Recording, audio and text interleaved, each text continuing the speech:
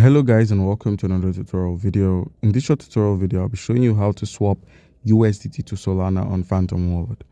Alright, so to get this done, open up your Phantom Wallet. With the Phantom Wallet opened up, make sure you have some Solana tokens to cover your gas fees. So make sure you have some Solana to cover your gas fees for this transaction.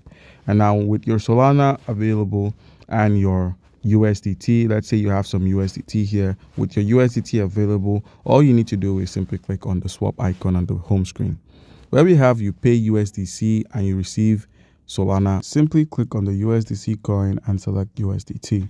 Now remember, we are to convert or swap our USDT tokens into Solana, so simply enter the amount of USDT tokens you wish to swap and then simply click on swap.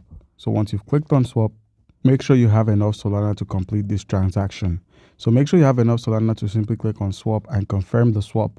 And you'd find that your USDT tokens have been swapped successfully into Solana. So guys, that's how it's done. Comment down below if you have a question and you'll be given an answer. Thank you.